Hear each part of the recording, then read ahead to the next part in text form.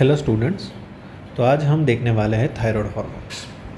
हम उसके बारे में डिस्कस करेंगे। तो हम मेनली उसमें biosynthesis, storage, secretion, transport and regulation of secretion को हम लोग डिटेल में देखेंगे। सबसे पहले थायराइड हार्मोन्स। तो कौन से प्रिंसिपल थायराइड हार्मोन्स हैं?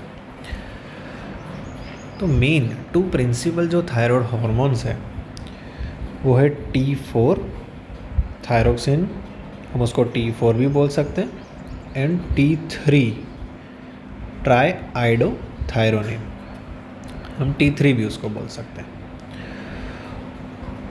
T4 का अगर हमें स्ट्रक्चर एक्सप्लेन करना हो, उसके अगर स्ट्रक्चर के बारे में लिखना हो, कौन से कार्बन पे क्या अटैच्ड है, उस टाइप का अगर आपको स्ट्रक्चर अगर लिखना है, तो अगर ये T3 है, T4 है, तो हम उसको बोल सकते हैं 3 प्राइम 5 टेट्रा आयोडोथायरोनिन।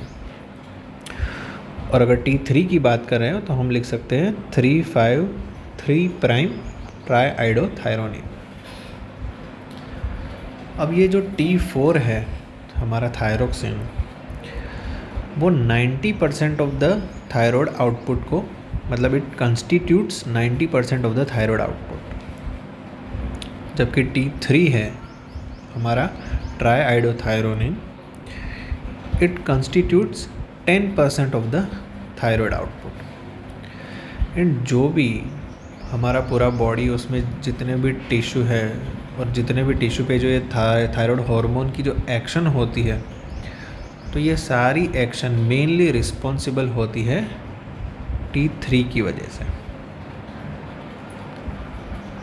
ये 2 प्रिंसिपल हार्मोन्स हुए, T4 एंड T3।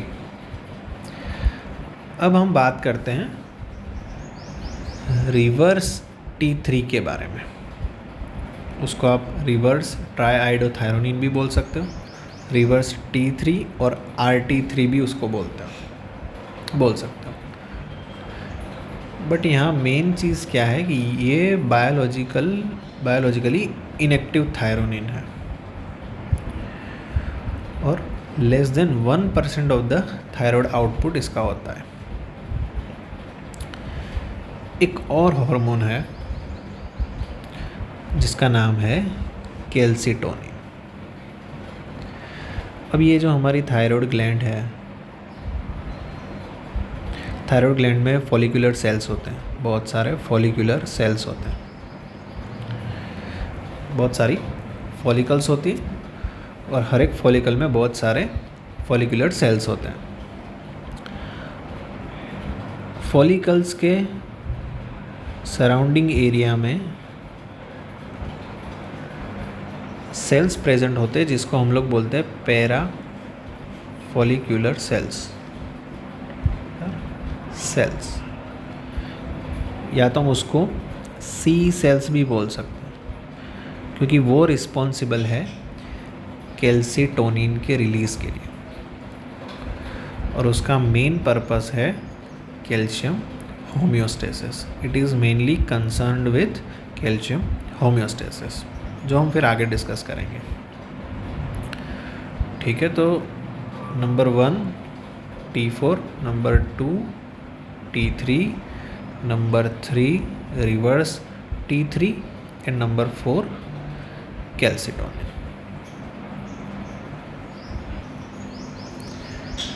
अभी हमने ये जितने भी हार्मोन्स डिस्कस किए, उन सब के सिंथेसिस के लिए, ये थायराइड हार्मोन के सिंथेसिस के लिए आयोडीन सबसे ज़्यादा एसेंशियल है।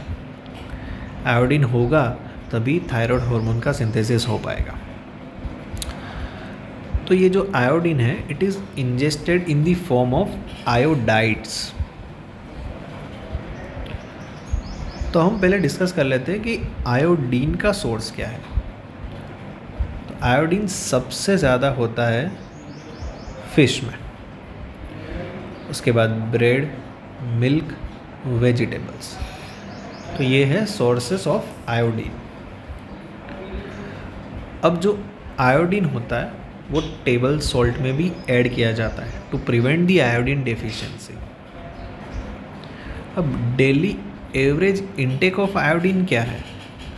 It is around 500 microgram. ये डेली एवरेज इनटेक है। डेली रिक्वायरमेंट ऑफ कितनी है आयोडीन की? तो करीब करीब 100 से 200 माइक्रोग्राम। और मिनिमम कितना आयोडीन लेना चाहिए जिससे कि हमें गोइटर ना हो? हम प्रिवेंट कैसे करें गोइटर को? तो कितना मिनिमम रिक्वायरमेंट है? तो 75 microgram per day. And neonatal iodine requirement कितना है? तो अराउंड 40 माइक्रोग्राम पर डे। और प्रेगनेंसी के टाइम पे इसकी रिक्वायरमेंट ज़्यादा होती है, सो उस टाइम पे आयोडीन रिक्वायरमेंट हो गया 200 माइक्रोग्राम पर डे।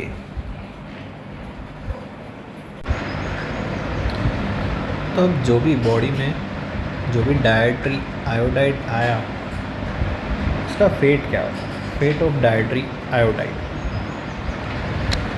तो जितना भी डाइटरी आयोडाइड था वो सबसे पहले जीआईटी सिस्टम से, गैस्ट्रोइंटेस्टाइनल ट्रैक्ट से वो एब्जॉर्ब्ड होता है। तो करीब हमारा डाइटरी आयोडीन रहता है 500 माइक्रोग्राम पर डे। तो इतना जीआईटी ट्रैक्ट से एब्जॉर्ब होगा और वो पहुंचेगा एक्स्ट्रा सेल्यूलर फ्लूइड में, ईसीएफ। अब ये जो डाइटरी आयोडाइड है, ठीक है, ये जो हमारा डाइटरी आयोडाइड था, मतलब हमारा डाइटरी आयोडीन, उसमें से अराउंड 80% रैपिडली एक्सक्रीट हो जाता है थ्रू द किडनी। और जो अब रिमेनिंग रहा जो ईसीएफ में है उसमें से 100 माइक्रोग्राम पर डे जितना आयोडीन वो selectively remove from the circulation by the cells of the thyroid gland. तो वो थायराइड ग्लैंड में चला जाता है।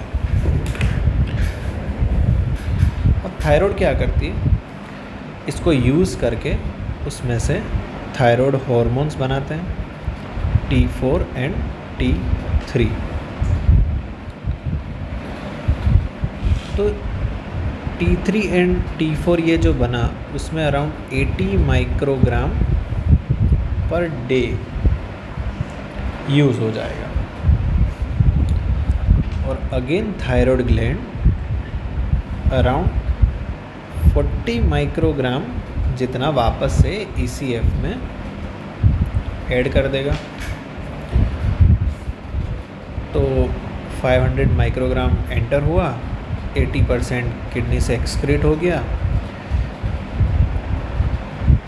जितना भी ईसीएफ में पहुंचा था उसमें से 100 माइक्रोग्राम तो थायराइड ग्लैंड ले लेता है, उसमें से 80 माइक्रोग्राम जो है वो T3 एंड T4 के फॉर्म में रहता है, एंड रिमेनिंग 40% वापस से ईसीएफ में चला जाता है।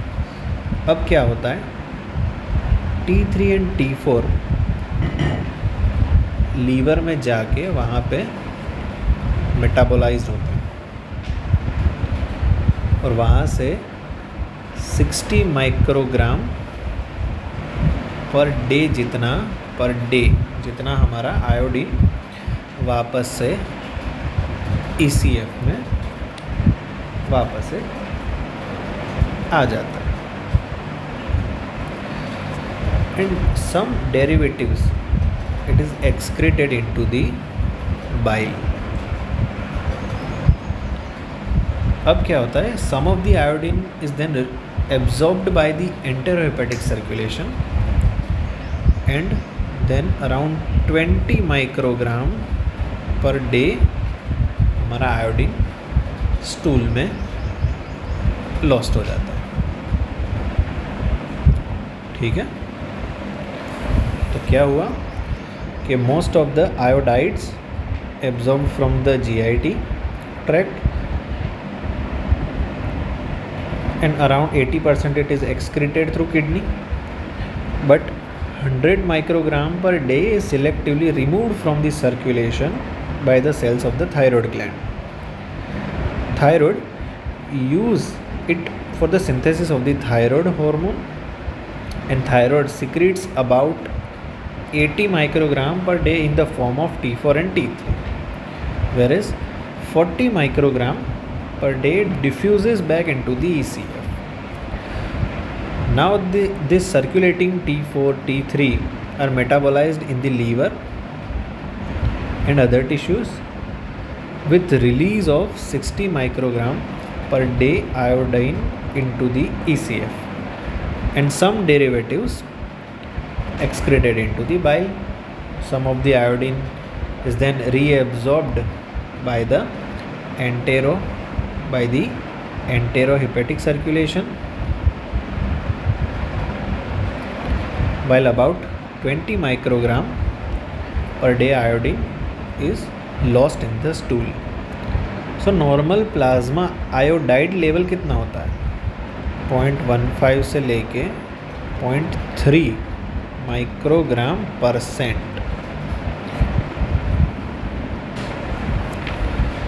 अब हम थायराइड आयोडाइड के बारे में बात करेंगे। तो ये हमारा थायराइड ग्लैंड है। अब thyroid gland contains 5 to 8 milligram of iodide. ठीक है, ये इतना अमाउंट है कि thyroid serve as a store for iodine which is sufficient to maintain a euthyroid state for 3 months without hormone synthesis.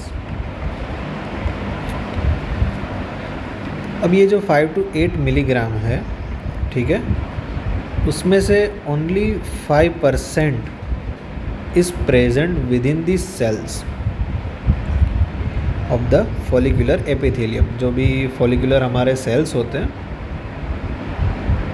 उसमें, एंड द रिमेनिंग 95% वो present रहता है फॉलिकुलर ल्यूमेन में। हमारे जो फॉलिकुलर सेल्स होते हैं, और ये हमारा फॉलिकुलर ल्यूमेन है। So around 95% present in the follicular lumen and stored in the colloid as thyroglobulin।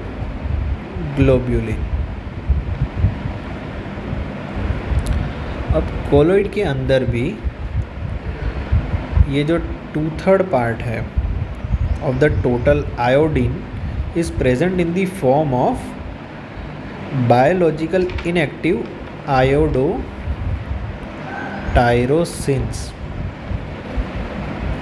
ये सारी चीज़ें जब हम प्रॉपर सिंथेसिस देखेंगे तब आपको समझ में आ जाएगी। अभी सिर्फ आप याद रख लीजिए कि ये जो 2/3 है of the total iodine is present in the form of biologically inactive iodotyrosines, and जो 1/3 part is in the form of biologically active thyronine, मतलब कि हमारा T4 एंड T3। ओके, सो हमारा पूरा जो थायराइड ग्लैंड है वो contain 5 to 8 milligram of iodide. So about 95% of total iodine content of the body.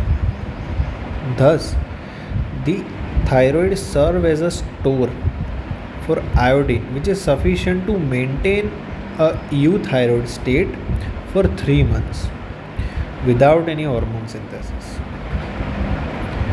अब ये जो टोटल थायराइड आयोडाइड है तो only 5% present within the cells of the follicular epithelium and 95% is present in the follicular lumen and stored in the colloid as a thyroglobulin। अब in the colloid 2/3 is inactive iodotyrosins and 1/3 is biologically active thyronin T4 and T3। तो अब हम synthesis देखते हैं proper thyroid hormone का synthesis कैसे होता है। तो यहाँ पे ये जो स्ट्रक्चर है ये हाइपोथैलेमस है और उसके नीचे ये posterior pituitary and then anterior pituitary. तो अब हमें पता है कि हाइपोथैलेमस में बहुत सारे न्यूक्लियस होते हैं और वहाँ पे रहता है पैरा वेंट्रिकुलर न्यूक्लियस, जो मेनली सिक्रीट करता है थायरोट्रोपिक रिलीजिंग हार्मोन। अब वो हार्मोन थ्रू पोर्टल सिस्टम पहुंचता है एंटीरियर पिट्यूटरी में। अब एंटीरियर पिट्यूटरी में जो सेल्स होते हैं TRH के लिए, वो होते हैं हमारे थायरोट्रोप्स। तो ये हमने एक थायरोट्रोप यहाँ पे बड़ा ड्रॉ किया है। अब थायरोट्रोप की सरफेस पे thyrotropic releasing hormone TRH hormone के लिए रिसेप्टर्स रहता है। अब जैसे ही ये TRH मॉलिक्यूल, ये 7 पास रिसेप्टर जो कि थायरोट्रोप की सरफेस पे रहता है, जैसे ही उसके साथ बाइंड होगा सो इंट्रासेल्युलर सिग्नलिंग मैकेनिज्म स्टार्ट होगा, जो कि यहाँ पे है जी स्टिमुलेटरी। फिर आगे का पाथवे तो आपको पता ही है कि जी स्टिमुलेटरी मॉलिक्यूल एक्टिवेट करता है एडिनाइल साइक्लेस को, वो कन्वर्ट करता है ATP को साइक्लिक AMP में। साइक्लिक AMP फिर आगे जाके प्रोटीन काइनेज A को एक्टिवेट करता है और इसकी काइनेज एक्टिविटी है, सो ये फॉस्फोराइलेट करेगा। सो ये क्या करेगा, synthetic functions, releasing functions, secretory functions को थायरोट्रोप्स के अंदर बढ़ाएगा। तो अब थायरोट्रोप्स में से जो चीज़ रिलीज़ होगी और वो हमारे सर्कुलेशन में आएगी वो है TSH, थायराइड स्टिमुलेटिंग हार्मोन।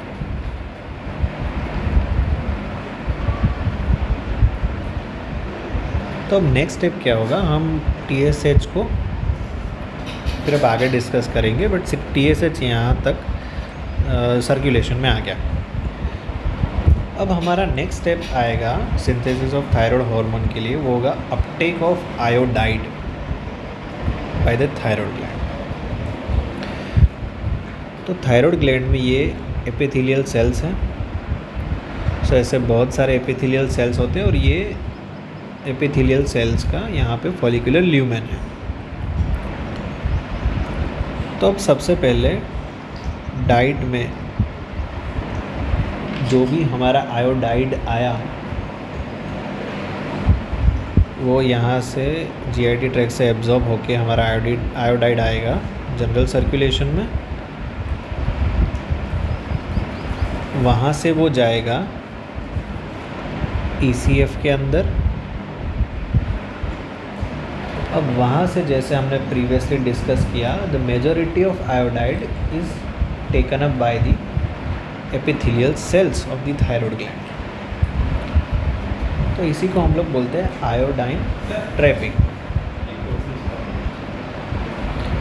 तो अभी आयोडाइन ट्रैपिंग होता क्या है, तो जितना भी आयोडाइड आया वो ECF में से एक स्पेशल पंप के थ्रू एपिथेलियल सेल के अंदर आएगा हमारा आयोडाइड, जिसको हम इस तरीके से भी मेंशन कर सकते हैं। तो ये आयोडाइड थायराइड ग्लैंड के अंदर, सेल के अंदर जो आएगा वो against the chemical and electrical gradient में आने वाला है। तो जो ट्रांसपोर्टर इसके लिए ये मेम्ब्रेन पे प्रेजेंट होता है उसको हम लोग बोलते हैं सोडियम आयोडाइड को ट्रांसपोर्ट या तो सिम्पोर्ट। को ट्रांसपोर्ट या तो हम बोलते हैं उसको सिम्पोर्ट। ठीक है, तो ये बेसल मेम्ब्रेन पे प्रेजेंट होता है, बेसल मेम्ब्रेन।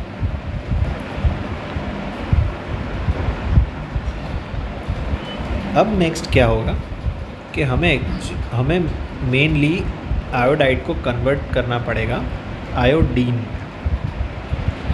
क्योंकि हमें थायराइड हार्मोन सिंथेसिस करने के लिए आयोडीन चाहिए। तो हमें क्या करना पड़ेगा, ऑक्सीडेशन ऑफ आयोडाइड। तो जैसे ही ग्लैंड में ये सेल के अंदर आयोडाइड आएगा, वो इमीडिएटली रैपिडली ये जो सेल्स की अपाइकल सरफेस है, ये अपाइकल सरफेस वहाँ पे आना ये स्टार्ट करेगा और इमीडिएटली यहाँ से वो ये जो फॉलिक्यूलर ल्यूमेन है, ये हमारा आयोडाइड मॉलिक्यूल है, ये अपाइकल सरफेस के पास आना स्टार्ट हुआ और वो फिर इमीडिएटली यहाँ से ये जो फॉलिक्यूलर ल्यूमेन है उसके अंदर वो आ जाएगा। तो यहाँ पे जो ट्रांसपोर्टर प्रेजेंट होता है जो कि आयोडाइड को सेल में से ल्यूमेन में जो ले जा रहा है, वो सोडियम इंडिपेंडेंट है। तो इसको हम बोलते हैं सोडियम इंडिपेंडेंट आयोडाइड और क्लोराइड ट्रांसपोर्टर, जिसको हम बोलते हैं पेंड्रिन।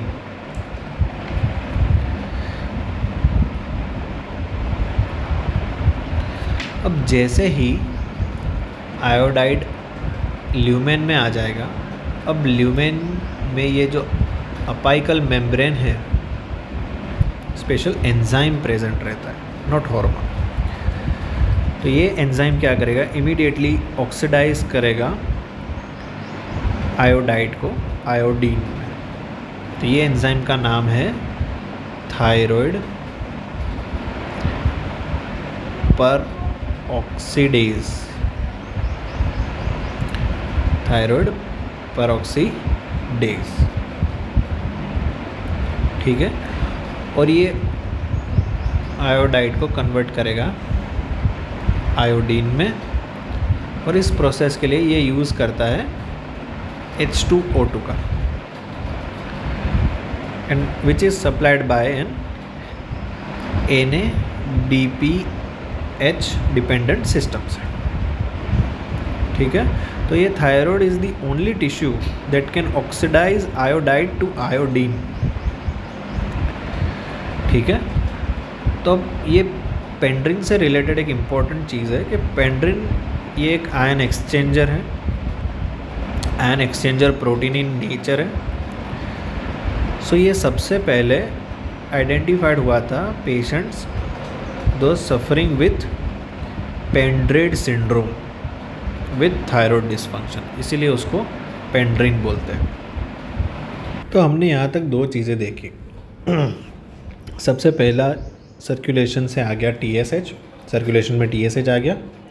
दूसरा हमने देखा आयोडीन ट्रैपिंग, जो कि सोडियम आयोडाइड को ट्रांसपोर्ट सिम्पोर्ट से एपिथेलियल सेल्स के अंदर आयोडाइड आया, फिर आयोडाइड अपाइकल सरफेस पे गया, वहाँ से वो पेंड्रिन के थ्रू फॉलिकुलर ल्यूमेन में आया।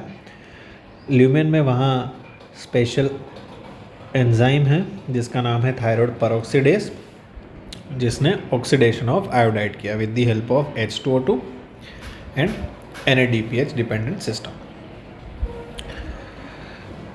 तो हमें TSH मिल गया और हमें आयोडीन मिल गया। अब हमें तीसरी चीज़ चाहिए, थायरोग्लोबुलिन, थायरोग्लोबुलिन TG। अब उसका हम सिंथेसिस एंड सिक्रीशन देखते हैं। तो thyroglobulin is a large glycoprotein, और वो कहाँ पे सिंथेसाइज होता है, रफ एंडोप्लाज्मिक रेटिकुलम, ठीक है। तो ये जितने भी एपिथेलियल सेल्स हैं, सारे सेल्स में एंडोप्लाज्मिक रेटिकुलम होगा, उसमें ये सिंथेसाइज होता है। सबसे पहले क्या होता है कि जेनेटिक मटेरियल, जीन स्टिमुलेट होंगे, जीन स्टिमुलेट होंगे तो mRNA बनेगा, ठीक है। ट्रांसलेशन प्रोसेस स्टार्ट होगी विद द हेल्प ऑफ रिबोसोम्स, और बहुत सारे अमाइनो एसिड्स कंबाइन होके एक प्रोटीन बनाएंगे, ठीक है।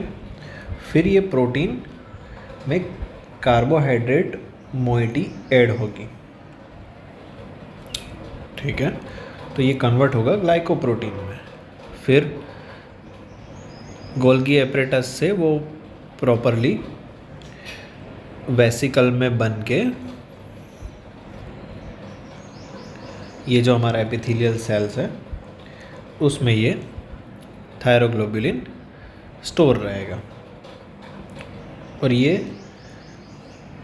जो अपाइकल मेम्ब्रेन है उसके पास आके यहाँ से थ्रू एक्सोसाइटोसिस ये हमारा जो फॉलिकुलर ल्यूमेन है उसमें ये रिलीज़ होगा। तो ये हमारा थायरोग्लोबुलिन मॉलिक्यूल।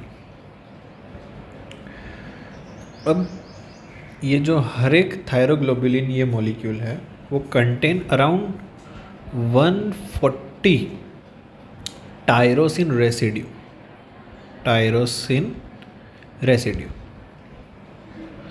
तो ये सारे टायरोसिन रेसिड्यू हैं। तो ये सारे काम क्या करते हैं? तो ये act which can serve as substrate for iodine for the formation of thyroid hormone, and also it is also the storage site of the two hormones within the thyroid gland. तो यहाँ पे 140 टायरोसिन रेसिड्यूज होंगे। Okay, अब follicular lumen में हमारे पास iodine है, enzyme thyroid peroxidase है, हमारे पास थायरोग्लोबुलिन्स हैं।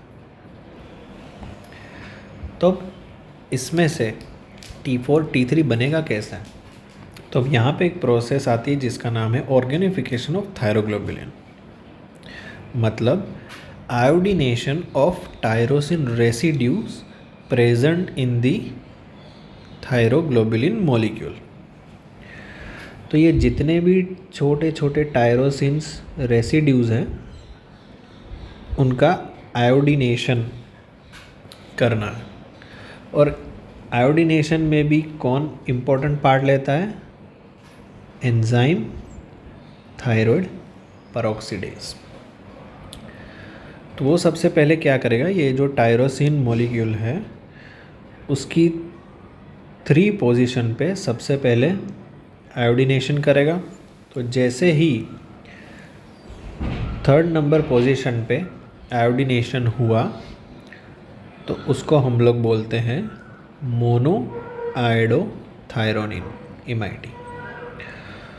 और अगर कोई टायरोसिन मॉलिक्यूल पे 3rd पोजीशन पे और उसके बाद 5th पोजीशन पे अगर दोनों पे आयोडीनेशन हुआ तो हम इस मॉलिक्यूल को बोलेंगे diiodotyrosine, monoiodotyrosine, diiodotyrosine. तो पूरा जो भी ये हमारा थायरोग्लोबुलिन है उसके हर एक टायरोसिन रेसिड्यू पे या तो 3rd पोजीशन पे या तो 5th पोजीशन पे 3rd या 3rd 5th 3rd 5th उस हिसाब से आयोडीनेशन होता रहेगा। अगर एक बार आयोडीनेशन हुआ है तो उसको हम बोलेंगे मोनो आयोडो टायरोसिन, और अगर 2 बार हुआ है तो हम बोलेंगे डाई आयोडो टायरोसिन। तो यहाँ पे बहुत सारे MIT एंड DIT मॉलिक्यूल्स बनेंगे। सब हमारे पास यहाँ ल्यूमेन के अंदर पूरा एक थायरोग्लोबुलिन है। बहुत सारे थायरोग्लोबुलिन होते हैं बट हम यहाँ पे सिर्फ एक ले रहे हैं। सबके ऊपर टायरोसिन रेसिड्यू है और हर एक टायरोसिन रेसिड्यू पे आयोडीनेशन हुआ है। एक बार आयोडीनेशन, 2 बार, एक बार, 2 बार, 2 बार, एक बार। अब क्या होता है नेक्स्ट, अब आएगा coupling reaction. So the process of iodination of tyrosine residue is followed by the coupling reaction. अब ये जो कपलिंग रिएक्शन है वो last for next few minutes to an hour. अब क्या होगा कि ये एक मॉलिक्यूल है जिस पे 3 and 5th पोजीशन पे आयोडीनेशन हुआ है, और ये एक दूसरा टायरोसिन रेसिड्यू है जिसके भी 3 and 5th पे आयोडीनेशन हुआ है. तो ये दो डाईआयोडो टायरोसिन मॉलिक्यूल्स हैं. अब दो मॉलिक्यूल्स ऑफ डाईआयोडो टायरोसिन अगर कपल करते हैं तो वो क्या फॉर्म करेंगे? T4 thyroxine. और जब एक MIT मोनोआयोडोटायरोसिन एंड एक DIT मॉलिक्यूल ये अगर कपल्ड करते हैं तो क्या बनेगा? T3. इस चीज़ को बोलते हैं कपलिंग रिएक्शन. और ये रिएक्शन करने के लिए भी हमें जो एंजाइम चाहिए वो है थायराइड पेरोक्सीडेज. तो अब क्या होगा? ये प्रोसेस होने के बाद each thyroglobulin molecule contains 7 molecules of MIT, 6 molecules of DIT, 2 molecules of T4 and 0.2 molecules of T3. So ratio क्या होगा? T4 to T3 in a molecule of thyroglobulin is 10:1.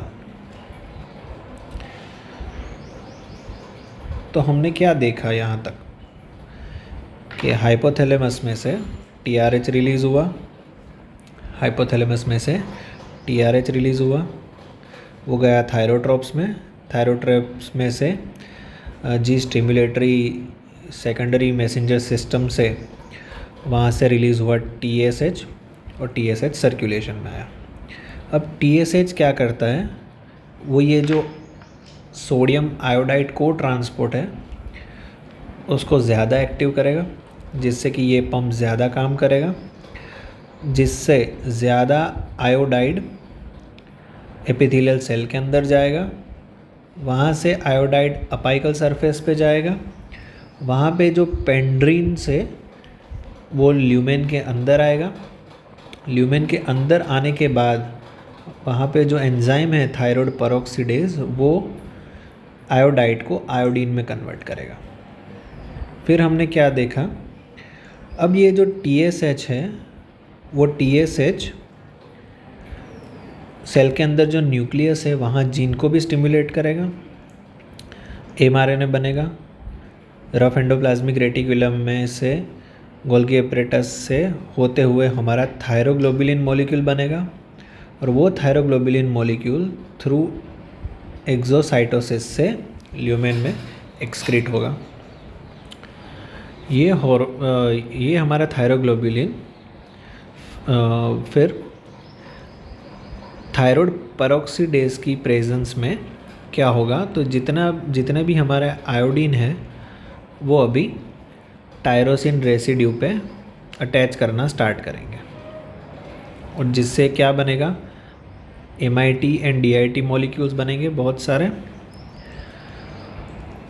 Again ये जो थायराइड पेरोक्सीडेज है वो फिर coupling reaction करवाएगा. अगर 2 DIT molecules हैं, अगर वो कपल करेंगे तो T4 बनेगा. एक MIT एंड एक DIT मॉलिक्यूल कपल करेंगे तो T3 बनेगा. तो हमने यहाँ तक देखा. सो हमने यहाँ तक कितनी चीज़ें देखी? नंबर 1 हमने देखा आयोडाइन ट्रैपिंग, जिसमें कि आयोडीन फॉलिकुलर सेल्स के अंदर गया. फिर हमने देखा ऑक्सीडेशन ऑफ आयोडाइड। फिर हमने देखा सिंथेसिस एंड सिक्रीशन ऑफ थायरोग्लोब्युलिन। फिर हमने प्रोसेस देखी ऑर्गेनिफिकेशन ऑफ थायरोग्लोब्युलिन। एंड लास्ट हमने देखा कपलिंग रिएक्शन। अब हम जो देखने वाले वो क्या देखने वाले हैं, secretion and transportation of thyroid hormone. अब यहाँ पे एंड में क्या बन गया हमारा, T4 T3 बना, MIT molecule and DIT molecule. ठीक है, तो ये सारी चीज़ें इनकॉर्पोरेटेड है किस में, तो ये हमारे थायरोग्लोब्युलिन में। तो ये एक स्टोरेज फॉर्म भी है। अब हम क्या देखेंगे, इसका सिक्रीशन एंड ट्रांसपोर्टेशन, वो बॉडी में फिर ट्रांसपोर्ट कैसे होता है। अब हम क्या देखेंगे, सिक्रीशन एंड ट्रांसपोर्ट। तो अब हार्मोन सिक्रीशन कैसे होता है, तो secretion of the thyroid hormone from the colloid stored in the lumen of the follicle involves the endocytosis and proteolysis. अब सबसे पहले क्या होगा कि ये जो पूरा मटेरियल है ये कोलोइड है, ये ल्यूमेन में जो पूरा जितना भी ये मटेरियल है ये सारा हम लोग उसको कोलोइड कंसीडर करते हैं। तो ये जो कोलोइड कंटेनिंग हमारा ये आयोडीनेटेड थायरोग्लोब्युलिन, ये जो पूरा मॉलिक्यूल है वो हमें ल्यूमेन में से हमारे फॉलिकुलर सेल्स में चाहिए। तो इसके लिए क्या होता है यहाँ पे कि यहाँ पे प्रोसेस स्टार्ट होती है एंडोसाइटोसिस की। अब एंडोसाइटोसिस ये process facilitated by the thyroglobulin receptor megalin located on the apical membrane. अब ये जो अपाइकल मेम्ब्रेन है यहाँ पे एक रिसेप्टर होता है जो स्पेसिफिकली थायरोग्लोब्युलिन के लिए होता है, जिसका नाम है मेगालिन।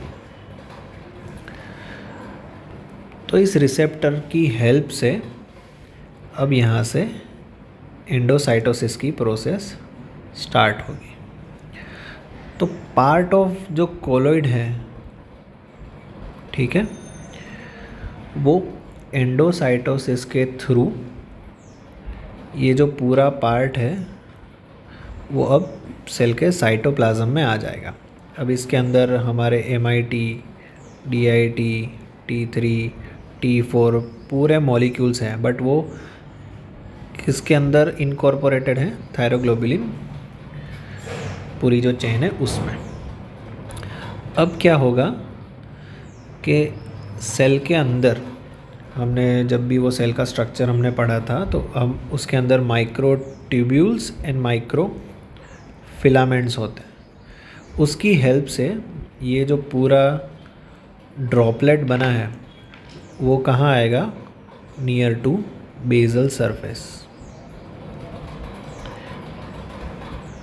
तो अब ये यहाँ पे है। अब क्या होगा, ये जो कोलोइड ड्रॉपलेट्स हैं वो किसके साथ फ्यूज़ करेंगे, लाइसोसोम। अब लाइसोसोम वेसिकल्स क्या कंटेन करती है, बहुत सारे प्रोटियोलाइटिक एंजाइम्स। अब क्या होगा, ये जो प्रोटीएजेस हैं वो क्या करेंगे, जो थायरोग्लोब्युलिन मॉलिक्यूल है अंदर उसको डाइजेस्ट करना स्टार्ट करेंगे। और अब यहाँ से क्या रिलीज़ होना स्टार्ट होगा, साइटोप्लाज्म में T4, T3, MIT, DIT and बहुत सारे अमाइनो एसिड्स। अब यहाँ से क्या होगा, T4 and T3 diffuse through the basal border of the epithelial cells into the blood stream via adjacent rich capillary plexus. तो अब यहाँ से T4 एंड T3 सर्कुलेशन में चले जाएंगे एंड ये जो MIT एंड DIT है वो रैपिडली डी आयोडीनेटेड होंगे, उसमें से आयोडीन को अलग करके वापस से फॉलिकुलर सेल्स के अंदर फिर उसको रिसाइकल करके उसको वापस से रीयूज़ किया जाएगा। तो इसके लिए जो एंजाइम चाहिए वो है आयोडो टायरोसिन डी आयोडीनेज। ठीक है,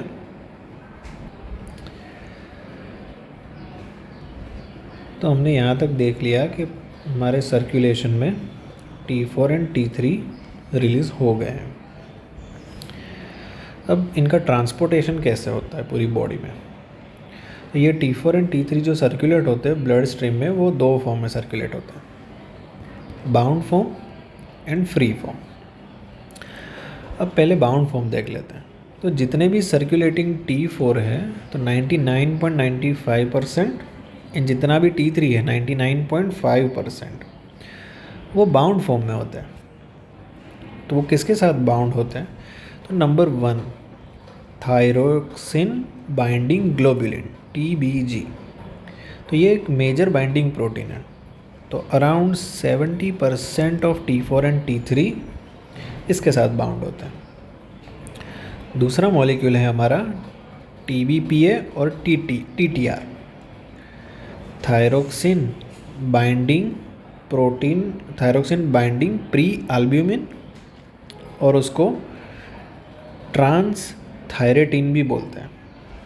तो अराउंड 50 to 20% ऑफ T4 इसके साथ बाइंड करता है। यहाँ 70% ऑफ T3 एंड T4 की बात हो रही है, यहाँ पे सिर्फ 50 to 20% ऑफ T4 की बात हो रही है। फिर आता है TBA, थायरोक्सिन बाइंडिंग एल्ब्यूमिन। ये 10% ऑफ T4 को बाइंड करता है। ठीक है, तो अब क्या है, ये जो T4 है it is more tightly bound to plasma protein than T3। अब इसकी वजह से क्या होता है, ये जो इसका टाइट बाइंडिंग है T4 का प्लाज्मा प्रोटीन के साथ, उसकी वजह से इसकी जो हाफ लाइफ है वो प्रोलॉन्ग्ड है। तो T4 की जो हाफ लाइफ होगी वो अप्रोक्सीमेटली 7 डेज़ जितनी है, जबकि T3 है उसकी हाफ लाइफ अराउंड 1 डे की है। ठीक है, क्यों? क्योंकि उसकी लेसर एफिनिटी है प्लाज्मा प्रोटीन के साथ। अब दूसरा हमने बाउंड फॉर्म देख लिया, अब दूसरा है फ्री फॉर्म। फ्री फॉर्म क्या है? तो अराउंड T4 0.05% एंड T3 0.5%। ये अनबाउंड फॉर्म में होता है प्लाज्मा में, और ये इतना अमाउंट ऑफ T3 T4 यही सिर्फ बायोलॉजिकली ये एक्टिव हार्मोन में है। जो हमारी बॉडी में पूरी जितनी भी एक्शंस होती है थायराइड हार्मोन की वजह से, तो ये फ्री फॉर्म की वजह से ही होती है। ठीक है, यहाँ पे सिर्फ एक छोटा सा करेक्शन है। ये जो TRH मॉलिक्यूल यहाँ पे बाइंड होता है, यहाँ पे एक्चुअली में G स्टिमुलेटरी नहीं, बट यहाँ पे GQ पाथवे होता है, GQ पाथवे। ठीक है, बट जहाँ पे भी फिर ये TSH आएगा जनरल सर्कुलेशन में, और TSH जहाँ पे भी ये हमारे एपिथेलियल सेल्स के साथ अटैच करेगा वहाँ पे G स्टिमुलेटरी पाथवे होता है। ठीक है, तो इतना करेक्शन है। तो अब हम देखते हैं regulation of thyroid hormone secretion. तो दो तरीके से रेगुलेशन होता है। फर्स्ट तो negative feedback mechanism through hypothalamus anterior pituitary thyroid gland axis, and दूसरा होता है autoregulation of thyroid gland, वो भी हम देखेंगे। तो अब नॉर्मली ये जो T3 अपीयर होता है सिक्रीशन में, वो ज़्यादा मोर एक्टिवली इन्वॉल्व है रेगुलेशन के अंदर कंपेयर टू T4। तो अब ये क्या होता है, ये जो प्रोडक्शन है TSH का, through anterior pituitary and TRH का through hypothalamus is inhibited by T3 and to lesser degree by T4, तो ज़्यादा T3 इन्वॉल्व है। अब TSH का सिक्रीशन एंड TRH का सिक्रीशन कब ज़्यादा होगा? जब सर्कुलेशन में T3 एंड T4 कम होगा। तो ये नेगेटिव फीडबैक मैकेनिज़्म हुआ। तो हम थोड़ा बात कर लेते हैं TSH के बारे में।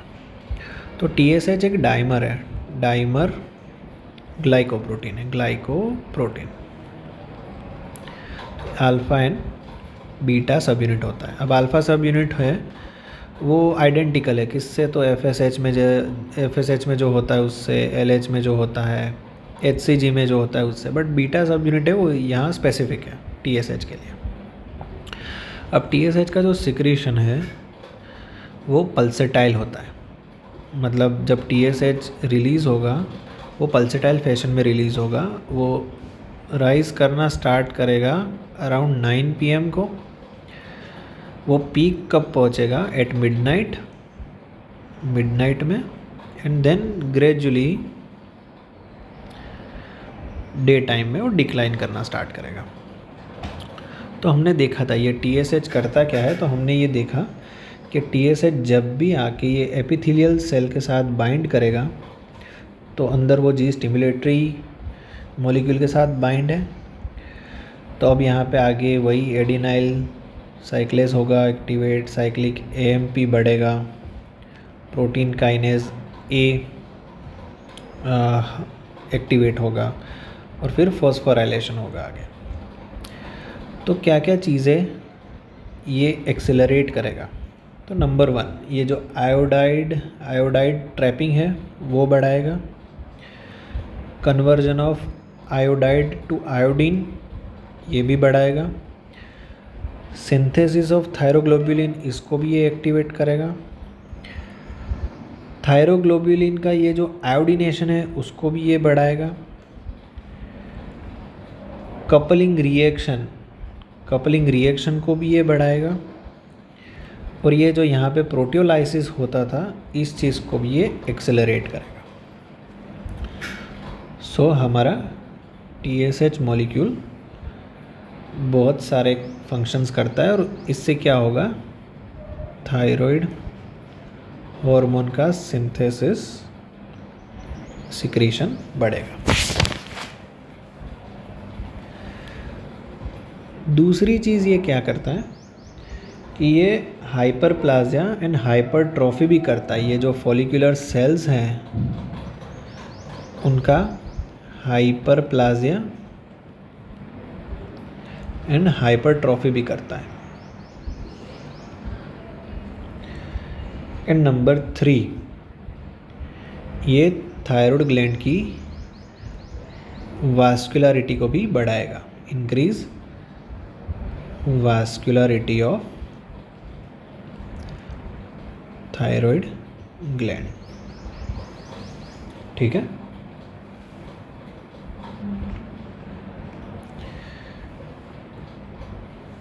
सो रेगुलेशन में क्या है हमारा? अगर T4 T3 कम होता है तो TSH का सिक्रीशन बढ़ता है। अगर T4 T3 का लेवल बढ़ता है तो TSH का सिक्रीशन डिक्रीज होता है एंटीरियर पिट्यूटरी से। हाइपोथैलेमस कैसे एडजस्ट करता है TSH को? तो हाइपोथैलेमस कैसे करेगा कि सर्टेन एक्सपोजर जैसे कि कोल्ड है, फिर वार्मथ है, फिर एंजाइटी है, एक्साइटमेंट है, इन सब चीज़ों को ध्यान में रख के वो TSH पे इन्फ्लुएंस करता है। अब हम सेकंड देखते हैं auto regulation of thyroid gland. तो ये जो भी सिक्रीशन जो भी है थायराइड ग्लैंड का regulated by food iodine content.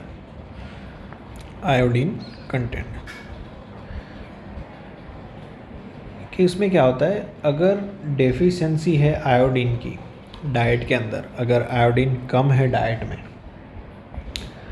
तो क्या होगा कि ये जो आयोडीन, हमारा जो ये आयोडाइन ट्रैपिंग मैकेनिज़्म था, ये वाला मैकेनिज़्म, ये जो हमारा सोडियम आयोडाइड को ट्रांसपोर्टर था, तो जब भी डाइट में आयोडीन कम होगा तो ये जो हमारा आयोडीन ट्रैपिंग मैकेनिज़्म है वो सुपर एफिशिएंट हो जाएगा, मतलब अच्छे से काम करना स्टार्ट हो जाएगा, ताकि वो नॉर्मल, हमारा ग्लैंड नॉर्मल काम कर सके, एंड वाइज़ वर्सा। ठीक है, मतलब जब एक्सेस आयोडीन होगा कंटेंट, तब आयोडाइड, ये जो हमारा ट्रैपिंग मैकेनिज़्म है वो लेस एफिशिएंट हो जाएगा। ठीक है, और ये जो हमारा ऑर्गेनिफिकेशन है वो एक्सेस आयोडीन का नहीं होगा। तो इस तरीके से iodine availability for thyroxine synthesis remain constant, and this phenomenon is called auto regulation of thyroid gland.